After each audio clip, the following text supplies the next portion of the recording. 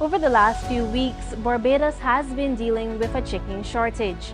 Empty supermarket shelves and the temporary closure of at least one fast food restaurant have caused Barbadians to complain about the scarcity of one of their favorite meats. On this episode of In the Know, we hear from Minister of Agriculture and Food Security, Indar Weir, who says he will not shy away from importing chicken as a solution, even as one of Barbados' manufacturers, Amir Juman, says more local support is needed. We'll also find out from Chief Executive Officer of the Barbados Agricultural Society, James Paul, what challenges poultry producers are facing. I'm Krystal Hoyte, and this is In the Know.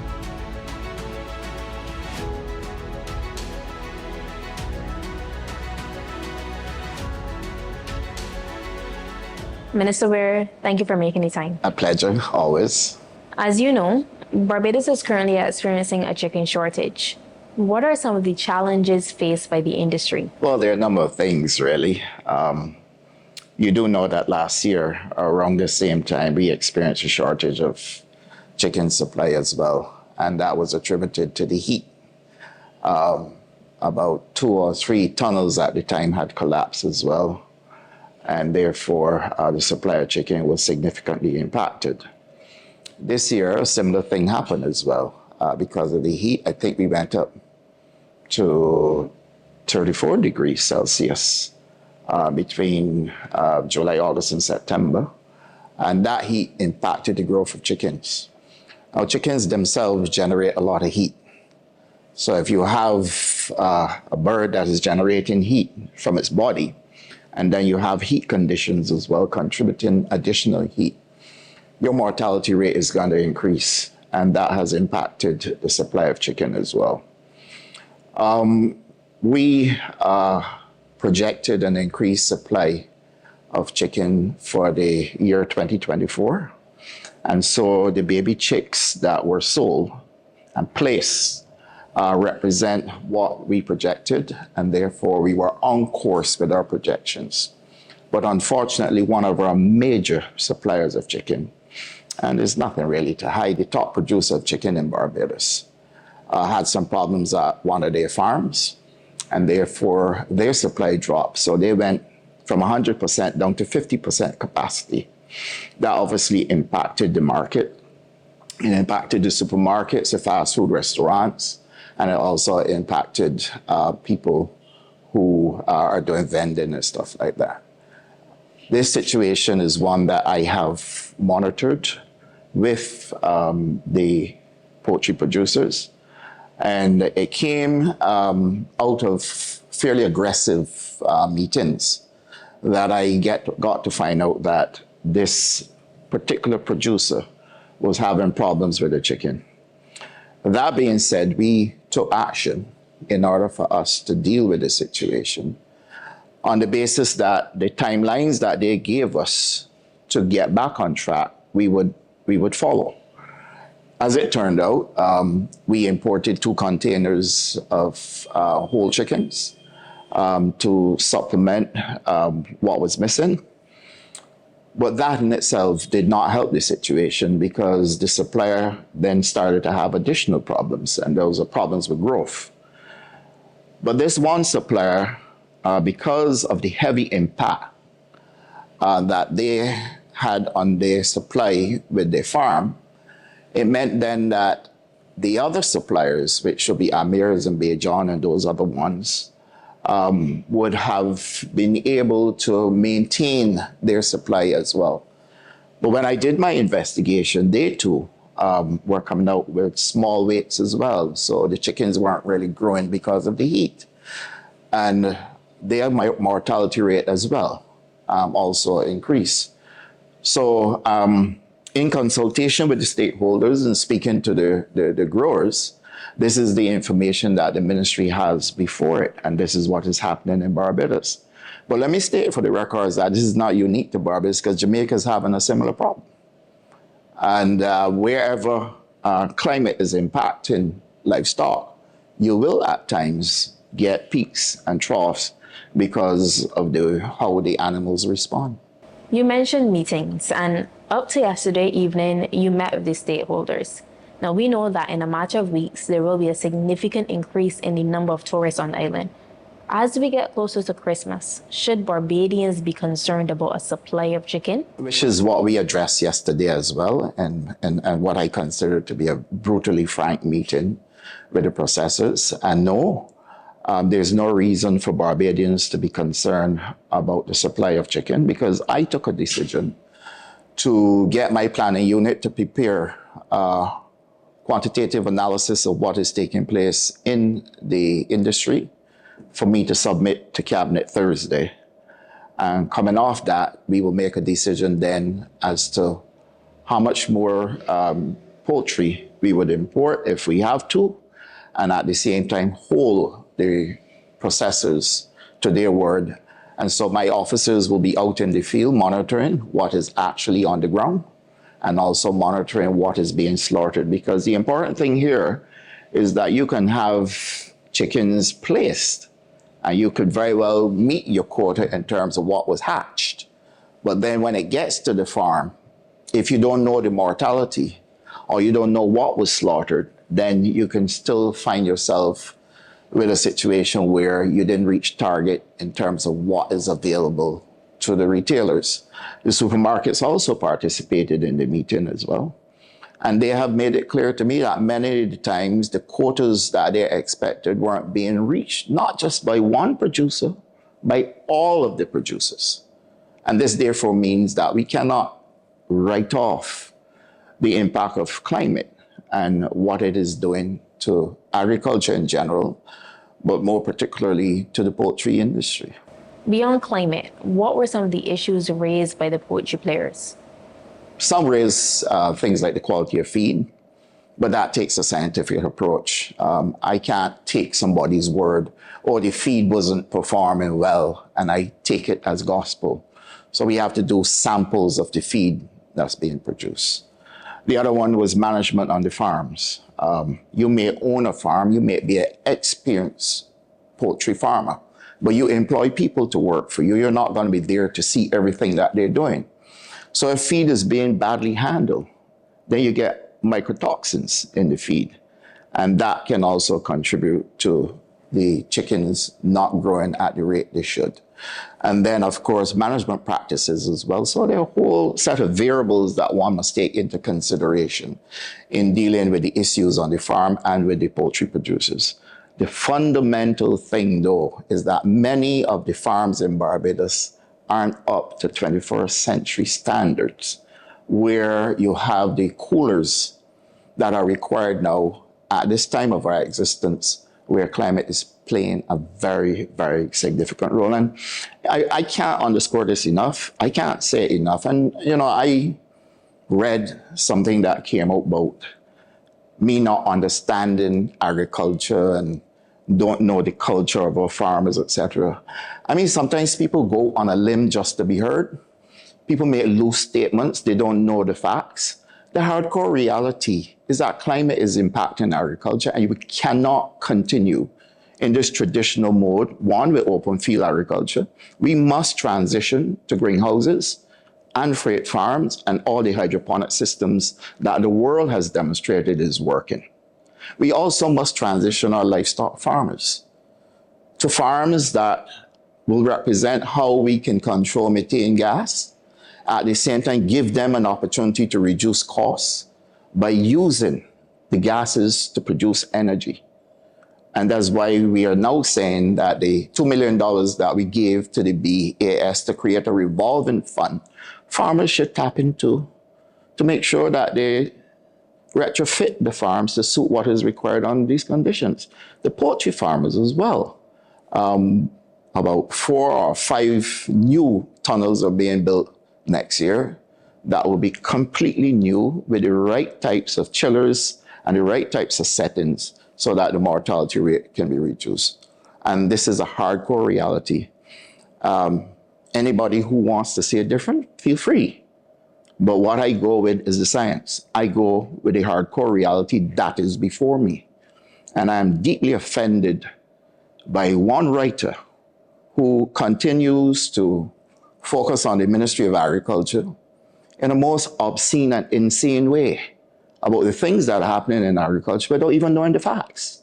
So just for absolute clarity, the Ministry of Agriculture is considering importation to address the chicken shortage. Definitely. And that's not something I'm going to shy away from, because Barbadians will not go through this Christmas season on fair promises.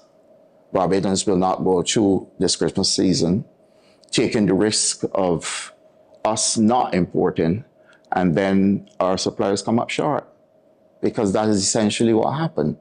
When the BAS went to the public and said that we have surplus chicken in storage and that the BADMC was making excuses to import chicken, what would have happened if they didn't import it? As it turned out, there was no excess chicken in storage. Okay? And those generic statements to make a point or to criticize the government are statements that come back to hurt the people of Barbados. And when I was cautioning that we have to be careful, because I sit with the stakeholders and we see how it is trending. And when they came to me and said, Minister, we definitely need to get 2 containers of chicken on island, I responded. But I didn't go in a willy-nilly fashion and allow a chicken producer to import it. The only entity that can import chicken in Barbados, unprocessed chicken, is the BADMC. And that's a mechanism we use all the time. Mr. Weir, thank you for making the time. Thank you very much. Coming up, Executive Director of Fasten's Group of Companies, Amir Juman, joins us to share from a manufacturer's perspective some of the challenges. Stay with us.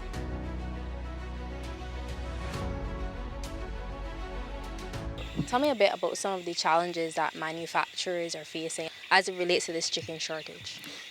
Challenge we have now is balancing the raw materials, balancing the climate change, along with how we manage our entire operation in the livestock scale. So the decisions we make are very, very, very critical, and the impact they have are quite quick to how fast it can affect the entire operation, right back down to the customer base. The main factor we have right now as a challenge is the climate control systems. So right now, anything livestock, anything agricultural, anything when it comes to vegetation, produce, plowing the lands, dealing with chicken, dealing with sheep, cows, beef, anything at all, you have seen a change in performance. So a lot of manufacturers of raw material have adjusted their formulas to accommodate climate change. So when it comes to our housing, this is a wind tunnel house we have here, and these houses now, for example, allow us to recreate like a phantom environment to have the products on the floor a lot more comfortable. So whatever happens on the outside, we're trying to control it what happens on the inside. But there's one major factor called humidity. And humidity is one of these things that's a very, very difficult, well, I won't call it an opponent, but a very difficult characteristic in anything that is agricultural. So just that we're involved in chicken, it affects us directly. Increased heat can cause high mortalities, which will result in not having the right amount of production that's required for your customer basis, which is what we're experiencing right now on island. And then you also have a case where you'll have a slower growth rate. So if you have climate controls, it's very difficult sometimes to balance that with high mortalities based on humidity. So then we have to adjust our feeding formulas, we have to adjust our water temperatures, we have to adjust our temperature inside the houses, and then we have a lot of houses all over island. And in some cases, you know, in the east and the west, regarding in those particular temperatures, plus with the rainfall and different sunshine and everything, it plays a huge role on the impact it has on national farming. We've seen a number of small farmers getting out of the game. Why is that? Efficiency is very difficult. On commercial basis, it's difficult, so imagine on non-commercial basis. We might have more options right now in regards to how we manage our farm, how we manage our systems, because we will have the production, I won't use the word the production authority or the production control, but we will have a bit more of control systems in place in our farming operation. So small farmers do represent a huge part. They're really important to the entire climate of Barbados when it comes to food production, not just in poultry, but all over. And small farmers are also a consumer of another product elsewhere as well. And when a small farmer put down birds in a pen, they look at providing for their family. I mean, just as we do as well. It's a very, very, very close-knit environment. It's very, very passionate. You know, they might have a case where a small farmer put down birds for the summertime just before school time to get a little school money. You might have a case where the small farmer would put down some birds to buy as a secondary stream in the income of the house. So this is really, really, really important. And as a commercial producer, I'm quite mindful of this. And that's why we need small farmers to keep turning this industry and their part and this segment of the industry, because we need them as much as we need to fulfill the requirements of the island's demand. In terms of numbers, how many of your own chicken were impacted? Thousands upon thousands. Enough that has us here at work this kind of time of the night. So we have a case where we're paying very close attention to our numbers, how the numbers are changing across all of our flocks and different pens across the island.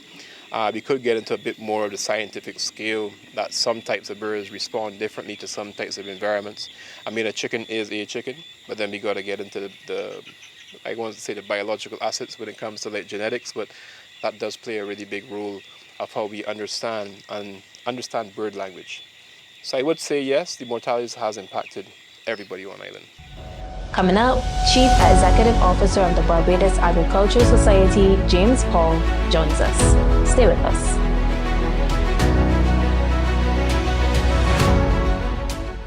Mr. Paul, Minister Indar Weir on a popular calling program called on you, as CEO of the Barbados Agricultural Society, to explain to Barbadians why you said that there was no chicken shortage at a time when supermarket shelves are empty. Can you respond to this? Of course, I mean, and there's a quite logical. We receive information from the hatcheries consistently, all three hatcheries. And based on the fact that the hatcheries had exceeded, in terms of placements, what they normally place at this time of the year, right? You would logically conclude that even if we allow for, say, a 10% mortality rate, right, in terms of, because we know if you, let's suppose you place 800,000 birds in a month, right? Even if you have a 10%, all will not reach, but certainly with that, you should still be able, based on what the market demand is accustomed to being, even in terms of projections for increasing supply, right, that you should not have a problem. So it really begs the question that why should there be a chicken shortage when at the same time, from the information that we received, there was no reduction in the amount of birds sold.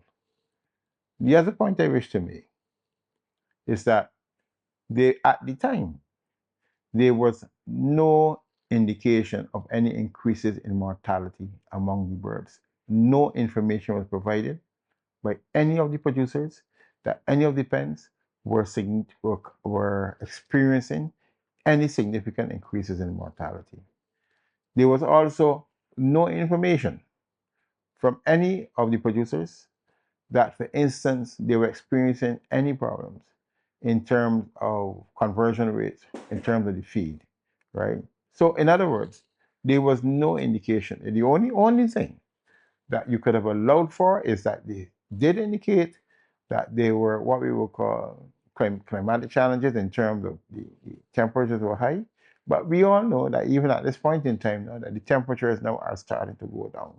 So there was no indication that, based on the amount of birds that were placed, and also too, some people had actually increased over what they did last year. That should be any reason at all why we should expect a shortage. Overhead costs, whether small or big farmers, remains an issue, whether it be the cost of water, electricity, feed, etc. What is BAS doing to address these concerns? Well, let me just say I cannot prevent costs from increase because we have no control over the costs. The only thing that we can do in terms of helping on that is by trying to encourage farmers to be more efficient in their production processes. So, for instance, what we would want to encourage them to do, to where the improvements in technology, use it.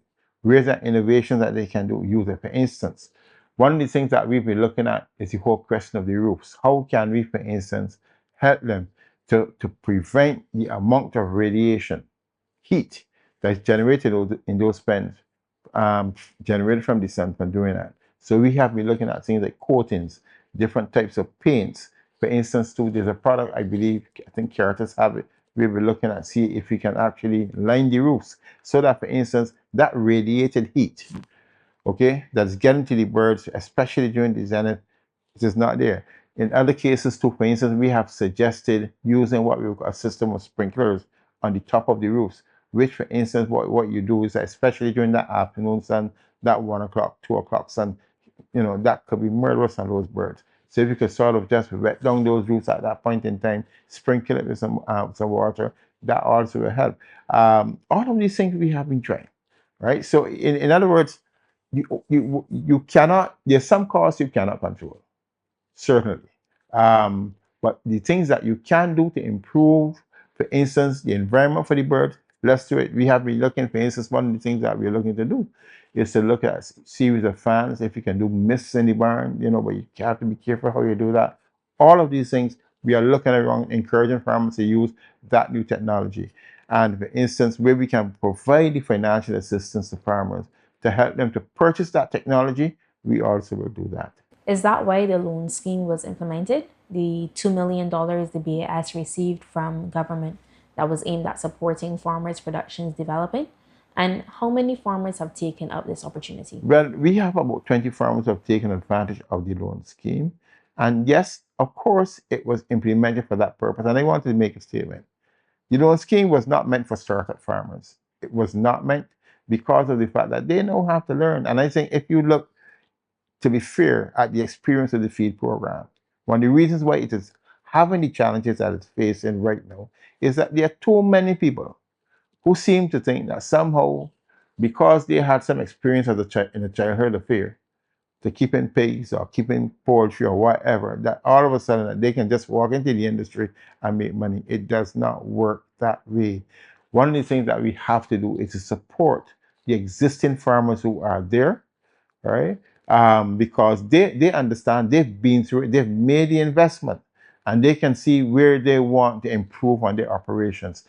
That is what is, and we have to help those farmers who are already there because they have any challenges, and we have seen where we have helped the existing farmers to improve on their production, expand their brands, that they have been doing better.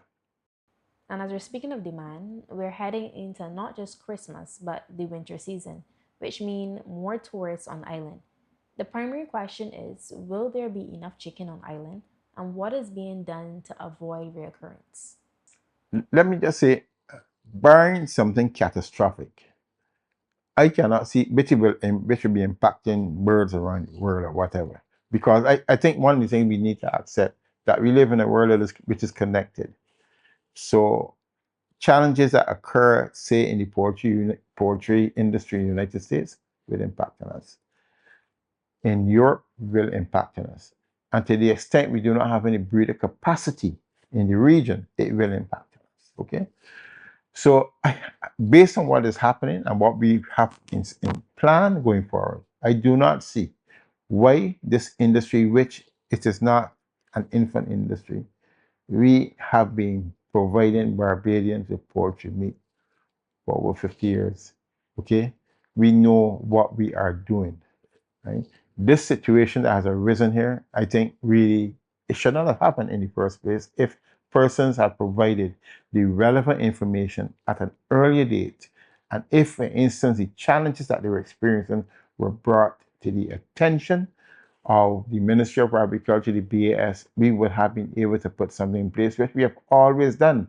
I want to emphasize that all of the importation that we have done prior to this, once we notify and the ministry is properly notified, we move quickly to ensure that consumers are not negatively impacted. It did not happen on this occasion, right? And with that, we have to offer an apology to Barbadians, but stay firm in the sector because we have no, I will assure consumers, right, that we, in collaboration with the Ministry of Agriculture, are now seeking to put things in place to avoid these occurrences. And yes, you can rest assured that the industry will be able to meet the demands of buyers, okay, in terms of making sure that you have adequate amounts of local poultry. In that regard, too, I want to again hasten to Barbadians to say, imports are not the only option. We have to learn to work through our issues and work through our problems, because what's happening is that, look, it is a livelihood. But when we at a time when, for instance, we know we have employment challenges in this country and people have to find ways of supplementing their incomes, right? Poultry offers an opportunity to find consistent and sustainable employment. We should not take it for granted, right? We can feed our families out of it. We can do everything, and we can provide ourselves useful incomes, okay, out of it. And I really don't think I always say this constant refrain that everything is happening. Oh, we have to move now to how we can import more. There's no. I really think let's work through the issues, work through the problems, and we have the level of, I mean, we are educated people and we know how to resolve our issues. And we are doing that. And I would assure you that within the coming weeks, in fact, in shorter time than we expect, that the shelves again will be packed off even on the weekends, okay? So that Barbadians need not have to be fear that there will be a shortage of chicken. Mr. Paul, thank you for making time. Thank you.